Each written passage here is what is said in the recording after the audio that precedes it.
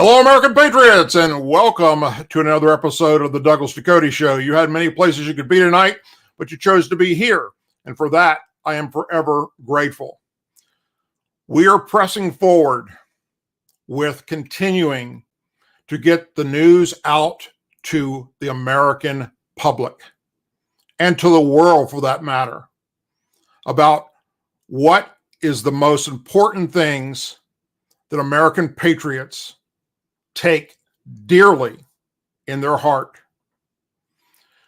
We want to stand firmly on what our forefathers built for us, the basic foundations of where we went as a country. And of course, things needed to change along the way, and they have for the better. But every now and then, we end up with a Democrat president who, in most cases, past history shows, is not a good thing for the nation or the founding building blocks. In this case, well, it's Joe Biden. Sleepy Joe, whatever you want to call him. We have to deal with him for a minimum of 4 years, unless something happens between now and then that puts Kamala Harris in the jump seat. I personally do not believe, after today's press conference that Biden held, that we will see him for the full 4 years. I do believe that Nancy Pelosi, as Speaker of the House, in charge of the Democrats, will step up and remove Biden from presidency and replace him with Kamala Harris. Why am I saying that? Well, I think even she sees and has taken action in the past as far as what her abilities are in the future of getting rid of a president who is not mentally stable. And I see that as one of her priorities. I at no time ever felt, and I believe most of you didn't either, that Joe Biden had what it takes to be president. I never felt that he was mentally stable to be president. It surely in the past year, let's say, leading up to the election, out of all the candidates that the Democrats put forward, look, I will concede that Biden was the best option if Trump was to lose. But then as we got closer, we realized that Biden just wasn't all there mentally.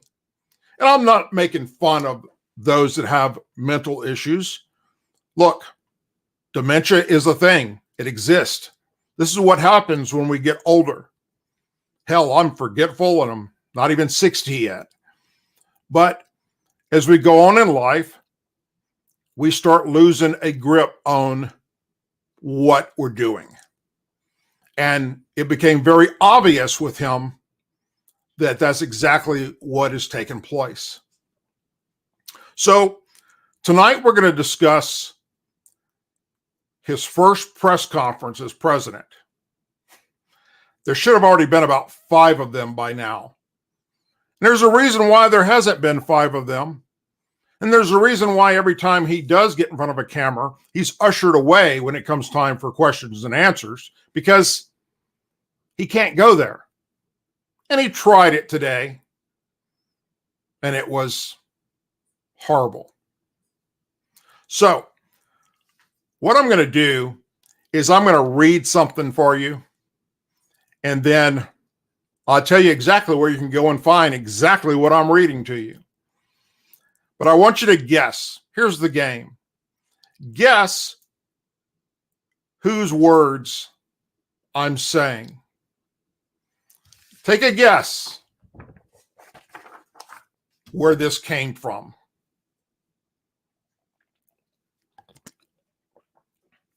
Convening his first formal news conference Thursday, President Joe Biden stepped into a swirl of issues that have bubbled up at the 2-month mark of his presidency, which has been almost exclusively focused now on confronting the coronavirus pandemic. He came prepared with a binder of talking points and a goal of staying on message, though at times he meandered and at the moments grew defensive. The president broke new ground on his views of the Senate filibuster, said he expected to run again in 2024, grew irate of the curtailing of voting rights, and downplayed the prospect of withdrawing U.S. troops from Afghanistan in the looming deadline. At a broader level, however, he provided the American people their first extended look at how their president operates, his grasp of his own power, and his views towards the future. Have you figured this out yet? It took 3 questions, but Biden acknowledged Thursday that he was ready to look at reforming the Senate filibuster in a major way, including going beyond just reverting to the so-called standing filibuster. We're going to have to go beyond what I'm talking about, he concluded with a lengthy answer about his promises to the American people. It was a step further than Biden had been willing to go in the past and reflects the growing recognition that most items on the president's list of priorities, which are gun control, immigration, climate change, have a little chance of securing passage in an evenly split Senate. Biden said he was open to making bigger changes to the Senate rule on the issues he called elementary to democracy, such as voting rights, the topic of which he seemed most impassioned. I'm convinced that we'll be able to stop this because it is the most precious thing, Biden said, of attempting by Republican state legislators to impose new restrictions on voting. That makes Jim Crow look like Jim Eagle. I mean, this is gigantic, what they're trying to do, and it cannot be sustained. Later, pressed by CNN's Kathleen Collins, if he believed with former President Barack Obama that the filibuster is a remnant of the Jim Crow era, he said he did. Biden had previously sought to strike a delicate balance in weighing in on items like the filibuster, wary of alternating Republicans or coming off as breaking with tradition. But he seemed less concerned with those matters on Thursday, declaring himself working for the American people and not some vague idea of bipartisanship. Asked about Senate Majority Leader Mitch McConnell, who griped on Wednesday he had only spoken to Biden once since taking office, he shrugged. I would expect him to say exactly what he said. Pressed later about his re-election plans, he openly wondered why the Republican Party would even exist in 3.5 years. I'm going to repeat that. Pressed about his re-election plans, he openly wondered whether the Republican Party would even exist in 3.5 years, which is the 2024 election. At his back is polling showing many Republicans supportive of his COVID-19 relief bill, with no Republicans in Congress supported. Biden acknowledged that fact and said it mattered more to him than Republicans in the country, backed his agenda than Republicans in the Capitol. I've not been able to unite the Congress, but I've been able to unite the country based on the polling data, he said. You guys feel united? You may be thinking, if we wouldn't have this COVID, I'd like to fly on United Airlines and, I don't know, take a vacation to someplace besides the twilight zone that we're living in. People who have worked alongside Biden often noticed he has a temper that sometimes flares when he's challenged, along with a Purchase for long-windedness, but were on display Thursday. He asked one reporter, "That's a serious question," when pressed on conditions at border facilities and chafed at questions about his political future. "Look, I don't know where you guys come from, man," he said. Let me stop a second. I don't know if he's just trying to be funny or with this "come on, man" thing he does, or he thinks he's talking to the youth of our society. Either way, he doesn't want to answer serious questions. Biden eventually did say he planned to run for re-election in 2024, something he hadn't said before, but acknowledged that events may intervene. Now, I wonder what those events could possibly be. Even he knows that he's not going to finish up this term. "I'm a greater respecter of fate. I've never been able to plan 4.5, 3.5 years ahead for certain," he said. Joe, you can't even plan what you're having for breakfast tomorrow. We've seen that. The question about his political plans put Biden's age in sharper focus than it has been so far in his presidency. And at moments during his news conference, it was clear the 78-year-old Biden was relying on scripted talking points. Now, when I share with you who wrote what I'm reading, you're going to go, "Really?" At other moments, he trailed off, abruptly ending answers when he seemed to be meandering. "Am I giving you too long an answer?" He asked several minutes into an answer on immigration. "Maybe I should stop there." Well, maybe you should, Joe, because you don't have a clue about what's happening south of the border or what's happening on the border. You probably know about Taco Bell. I'm sure you know about Chihuahua dogs. You've probably heard of Corona the beer. Still, Biden demonstrated a firm grasp on the wide array of issues confronting his presidency and seemed impassioned by topics ranging from voting rights to infrastructure. He was also self-depreciating at points and seemed to genuinely respect the assembly, press corps, and sharp break from his predecessor. At times, he did grow defensive, particularly when pressed on his administration's record in stemming the surge of migrants on the southern border. His advisors do not believe occasional flashes of anger are necessarily a bad thing for Biden. So when asked a legitimate question, let's get pissed off. Okay. But his news conference was not marked by open hostility in the same way that President Donald Trump's were. Biden sarcastically mourned Trump's absence. "My predecessor," he said, "oh God, I miss him." Probably because you never thought in a million years that you would be sitting where you're at right now. Soak it in good, Joe. On COVID-19, Biden has relentlessly focused on combating the coronavirus pandemic since taking office. One of the reasons a news conference was put off for so long, according to White House officials, was that Biden's time was overwhelmingly preoccupied by the response.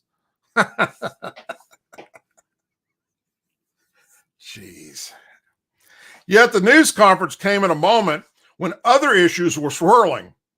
Biden entered the event hoping to turn attention back to his COVID-19 response by naming a new goal on vaccinations, 200 million in his first 100 days. And later he sought to frame his entire early presidency around the pandemic response. "When I took office, I dedicated that it was a fairly basic, simple proposition. I got elected to solve problems, he said. No, I'm not reading a Saturday Night Live skit, but damn it, this would sure fit right in there. It turned out his desire to insert his pandemic response back into the conversation was warranted. He did not arise in any of the questions posed by reporters. Later, it was evident that Biden's next priority, a package on infrastructure, is set to dominate his forthcoming legislative agenda. He was asked a question about gun control in the wake of the 2 mass shootings that killed 18 people over the past week. But he quickly acknowledged that wasn't where he is heading in Congress. Think about that. Successful presidents, better than me, have been successful in large part because I've known how to time what they're doing, he said, launching in a lengthy answer that went from improving drinking water to removing asbestos to making buildings more efficient. Look, this whole press conference is on YouTube now, okay? So when you've got some time later tonight, I don't know, maybe tomorrow or this weekend, and you want to laugh, watch it. For a president whose first love is foreign policy, according to aides, the issue has not been central to the early part of the presidency. That seems due to change in coming weeks as he faces decisions on withdrawing troops from Afghanistan, punishing Russia for its role in a massive cyber attack, responding to provocations from North Korea, and developing a strategy to deal with an emboldened China. On Thursday, Biden provided some new insight into how he views his role on the global stage. He suggested a renewed focus on improving relationships with American allies after a turbulent 4 years under Trump. But he also acknowledged certain areas where he finds himself confronting the very same issues as his predecessor without a new approach. You all remember when he said, I have a plan for the border. Trump doesn't. Well, that was a lie. I have a plan for COVID-19. Trump doesn't. Another lie. He acknowledged that it would be hard to meet a May 1st deadline for withdrawing U.S. troops from Afghanistan, but said he could not picture troops there next year. He said Wednesday's ballistic missile tests from North Korea violated UN Security Council resolutions and vowed a response if the situation escalates, but said, like Trump, he was willing to give diplomacy a chance if conditioned on the end result of denuclearization.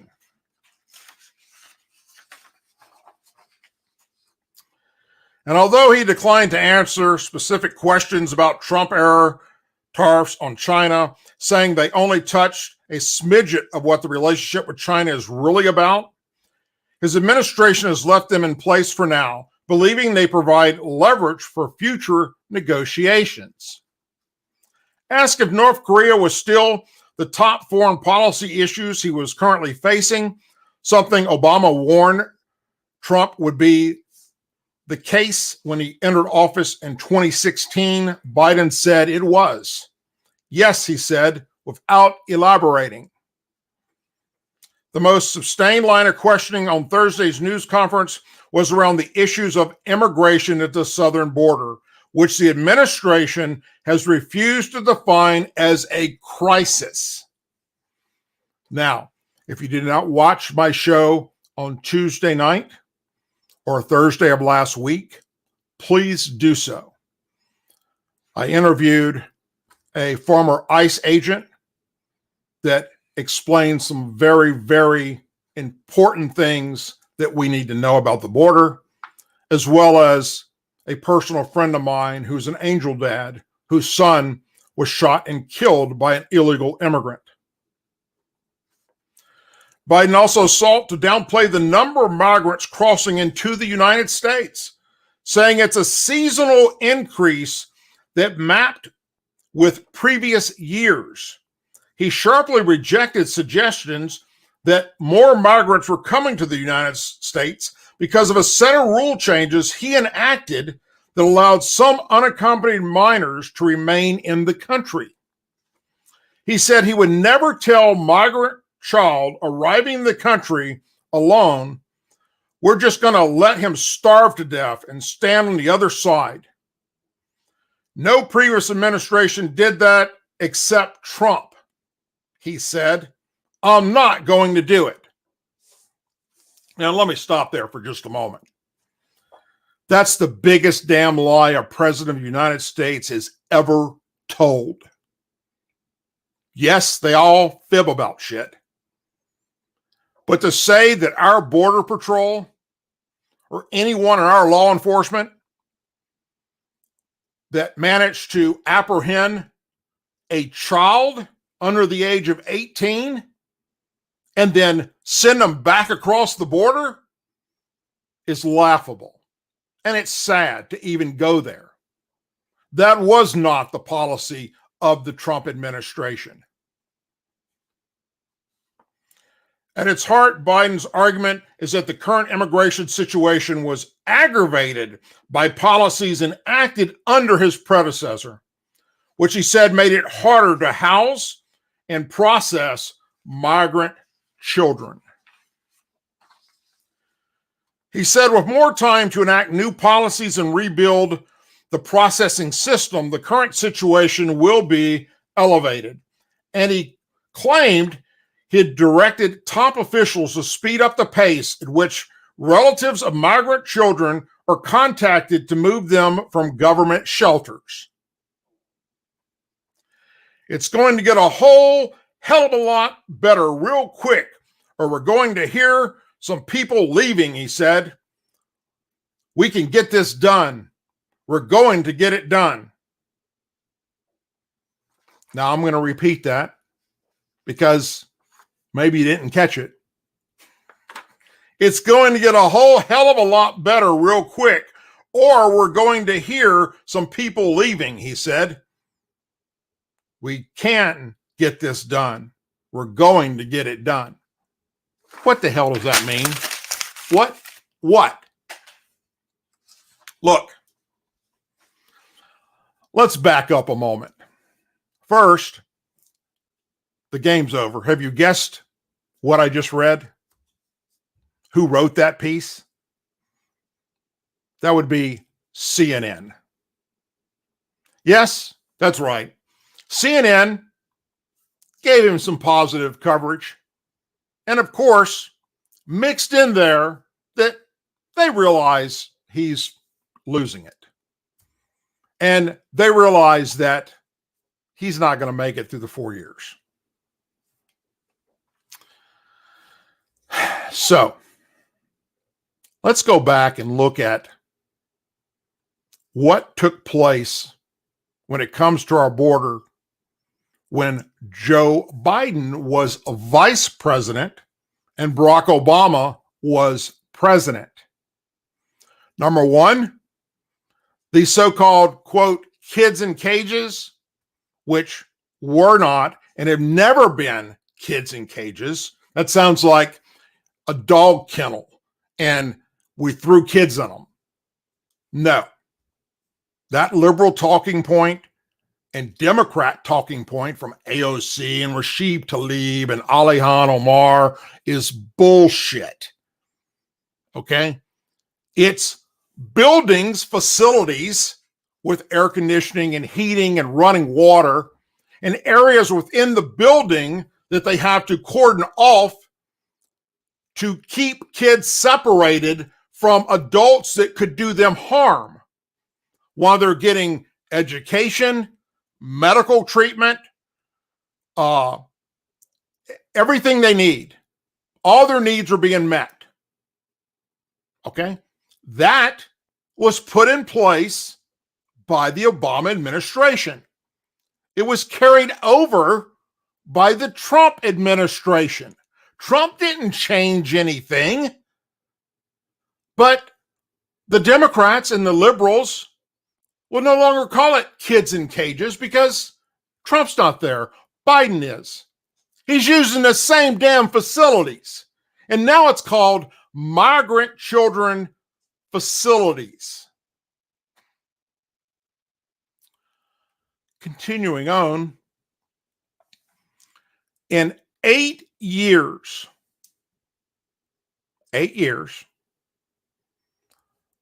Obama deported more illegal aliens than any other president in the United States.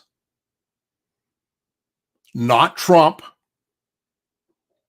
The Obama administration did. Many of the exact same policies or laws that were on the books already, Trump just saw to it they were implemented. But yet, he was looked at as somebody who is a racist bigot and that he hated all Mexicans. That's all a lie. It's not true. It never was true. What he disliked, as do most Americans, is illegal immigration, especially those that have criminal records, especially those that are drug trafficking, especially those that are trafficking women and children, and especially those that are MS-13 gang members. That was Trump's biggest focus. That was why he openly allowed ICE to do their job, the Border Patrol to do their job, and with their input and their suggestions, he started the wall.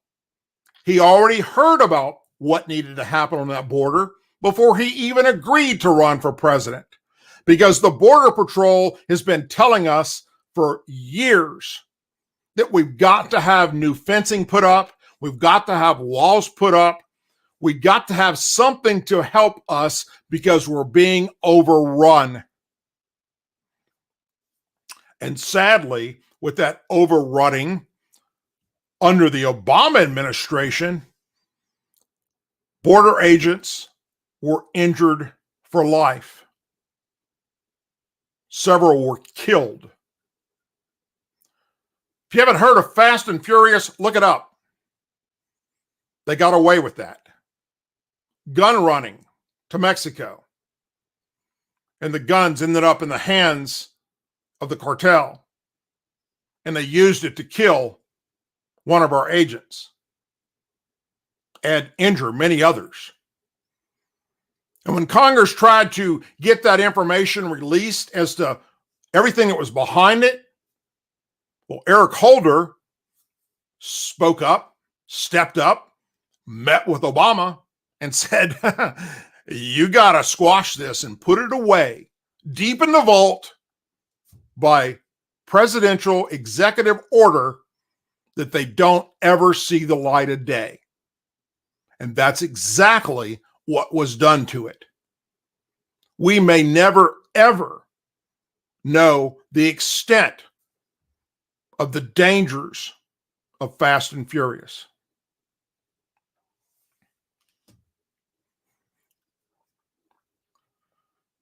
President Trump took over a mess. He tried his best by being fought tooth and nail every damn minute of the day for 4 long years.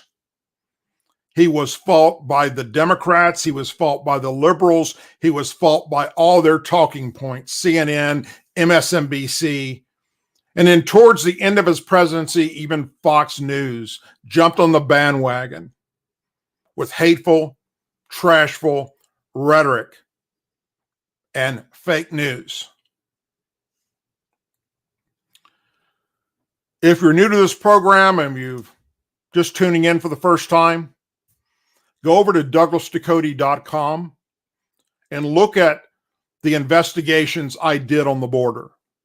Look at the documentaries I did when we went down there to see firsthand, several times we went, where we talked to members of law enforcement, we talked to landowners, we talked to Border Patrol.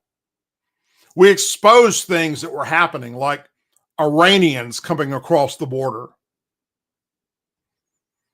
Look at those documentaries. We brought you the truth. I'll be going back down there again soon because, once again, we have to shine the light on incompetence. We have to show the American people what's really happening there. Because you know what's happening right now from this administration? They are squashing everything with news media. They're not letting news media have access the way they have in the past under the Trump administration to report the truth. Nope. They don't want you to see the truth. They just want you to believe that it was a mess that Trump made and he's responsible for all this surge of immigration, illegal immigration, and that Biden is now going to fix it. No. There were no huge, excessive amounts of caravans heading to America until Joe Biden announced that if he gets elected, he will open the border up. When the Democrats made it very, very clear, even all the way to Nancy Pelosi and Chuck Schumer and AOC, their talking head, that we're going to welcome everyone with open arms. And that's what caused this current surge. Now, Biden has come out and flip-flopped several times by saying, we welcome you, to then saying, but don't come right now, to we welcome you, come to America, to now's not the time to come, to give us time to make a better system, to we're not turning anyone away, come on into America. Then by dismantling ICE and stopping them from doing their job.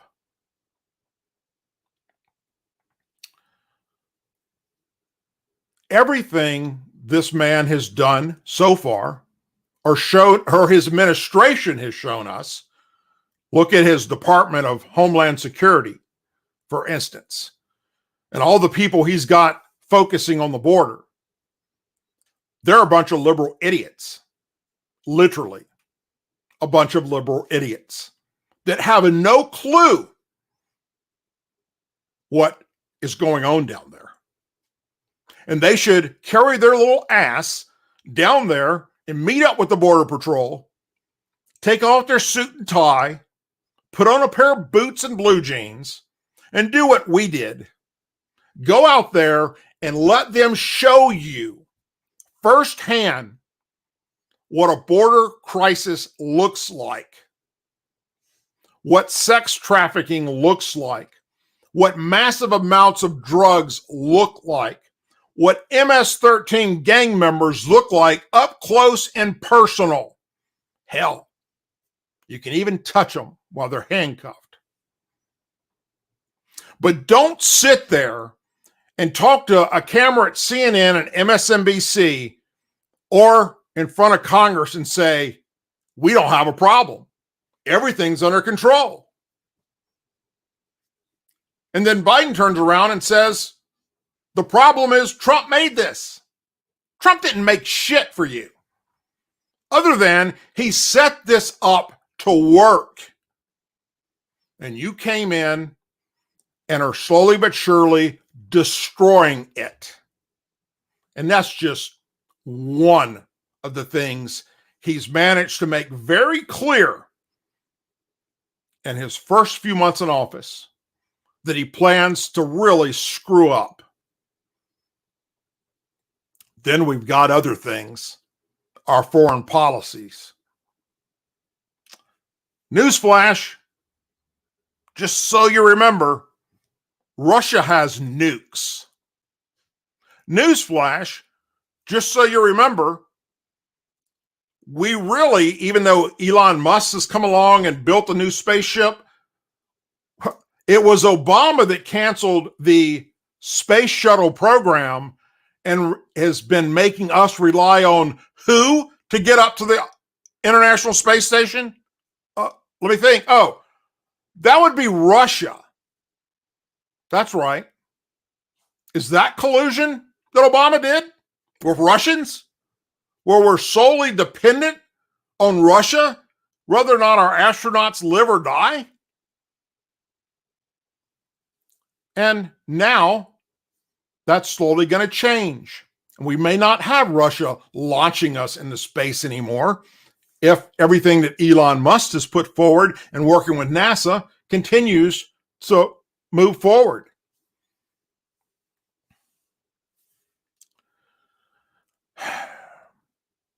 The things that we experience and have been experiencing in the United States of America in my lifetime, and I'll be 59 in just a couple of weeks, have never been as drastic as they are right now. In my lifetime, what we're faced with is crucial, especially when Biden is hell-bent on two other policies. One, stripping away conservatives of their First Amendment rights. Doing a great job. You've got the support of Twitter. You've got the support of Facebook. And you've got the support of YouTube. And, drum roll please, our Second Amendment rights. Getting rid of the scary black AR-15 and high-capacity magazines. And stripping the American public of the ability to defend themselves. To try and get a liberal or a Democrat to grasp that there's nothing you can do when a bad guy decides to do bad things. If he can't get his hands on a gun, he's going to do it with a knife. If he can't get a knife, he's going to do it with a car. If he can't do it with a car, he's going to do it with, I don't know, airplanes.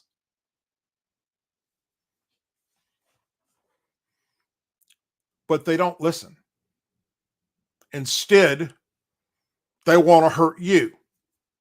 That's all Democrats and liberals want to do, is take away your freedoms, our God-given rights, everything that our forefathers built. And most importantly, right here. Not only do they want to take God out of everything, in fact, I wouldn't doubt it if real soon they start talking about taking God off of our money and God we trust.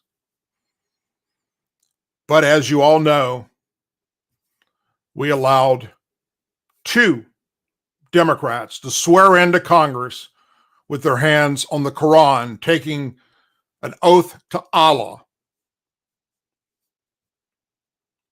Yeah, I'm still not over that one. And I don't think I ever will be.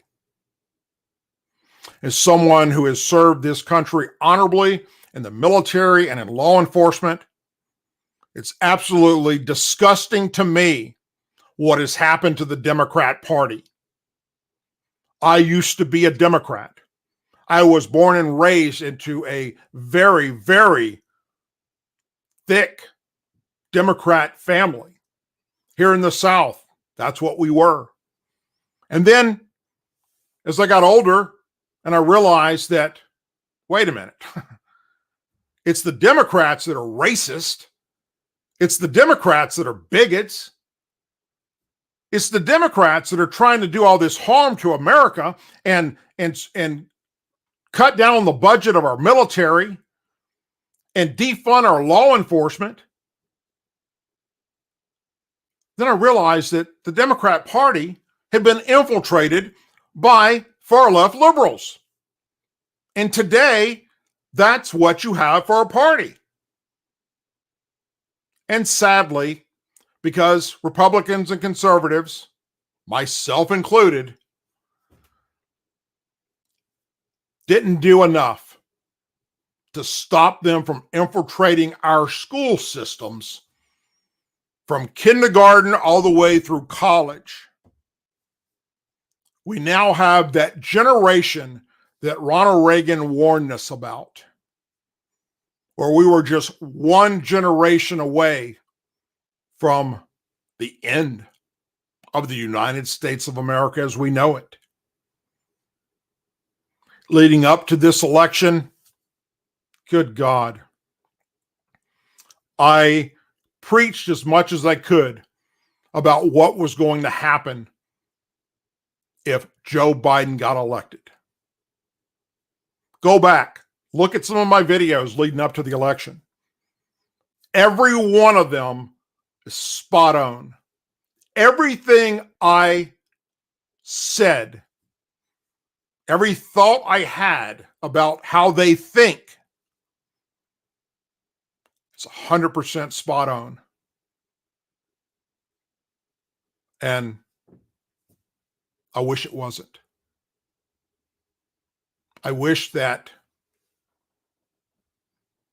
the Democrat Party would wake the hell up and realize how dangerous they're going to make this country. I mean, you know, if you haven't heard, a few $billion, billion with a B, just got set aside this week. You know what for? To house illegal immigrants in hotel rooms.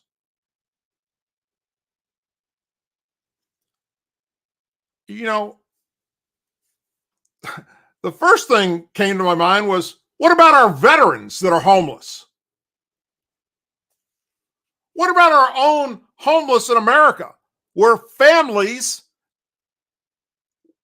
mother and children, or father and children, or mother and father and children are homeless?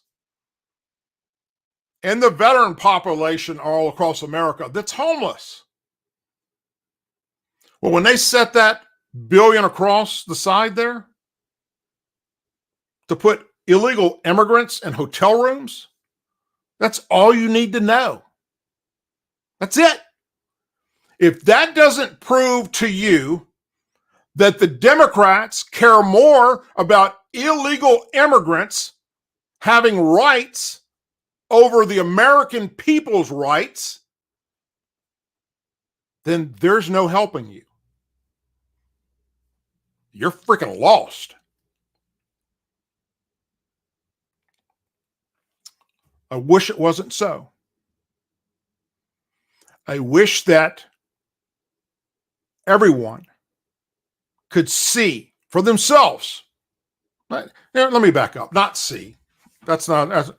The better word is, I wish that everybody could comprehend what's taken place with our border, with our law enforcement, with our military, with our vets. And how are they going to pay for all these absolute ridiculous things that they're throwing out there?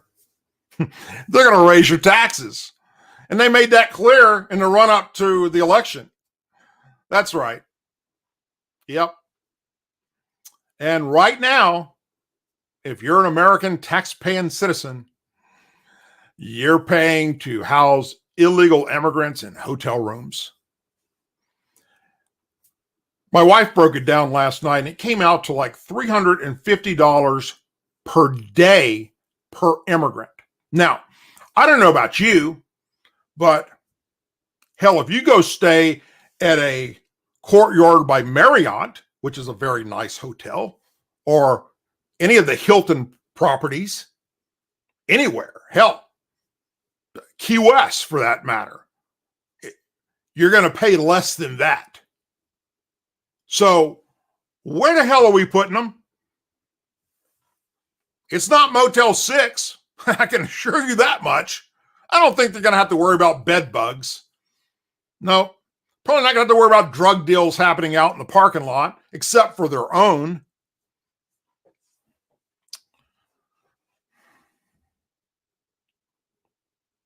In due time, it will all be exposed.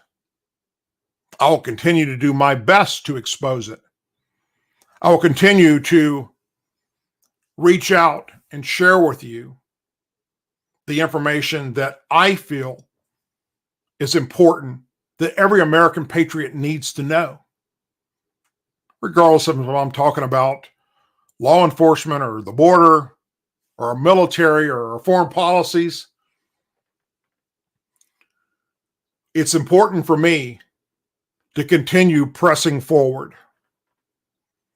Now, I've got many people that are against that. They're against any conservative speaking out like I do. Hell, I'm banned for life from Twitter. That, my friends, is a badge of honor. Hey, Twitter. Yeah. Facebook deleted my entire profile. 15 years of pictures and videos of me and my family and all the outings and places we've gone and things we've done and post. Boom, gone for being an outspoken conservative. YouTube has unmonetized everything I do, which is why we come up with the website, DouglasDucote.com, so that when YouTube finally shuts me down, and the day will come, I'm pretty confident. I've already seen what they're doing on my personal channel where they're unsubscribing. Think about this for a moment. On my personal YouTube channel, I was approaching 200,000 subscribers a year ago. And now it's under 130,000 now. They're unsubscribing over 1,000 every 28 days. And they're not hiding it. So they're just slowly whittling away. Why they don't just turn around and just turn the profile off? I don't know. Maybe it's to piss me off. So we moved over here, and I'm sure liberals and Democrats will start reporting all the videos I do here and reporting the show because they all think I'm a racist, bigot, white supremacist, KKK leader. I've heard everything you can possibly say. None of it is true. I care about all humans. I care about human dignity.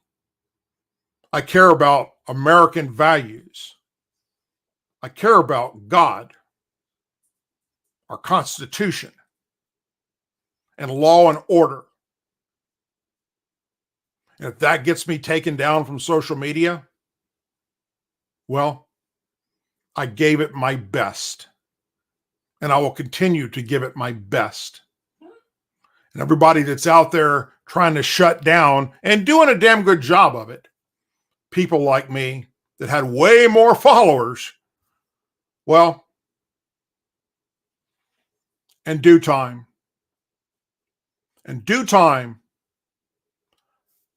God will answer all of this. That's my personal faith belief. As long as we do what's right by mankind, I've said it once, I'll say it again. We're all immigrants. Everybody here is an immigrant, unless you're Native American. and then the white man came over and took your land. Talk about slavery. Talk about horrible things that took place in the history of America. I come from an immigrant family. From my mother's side's from Italy. Look,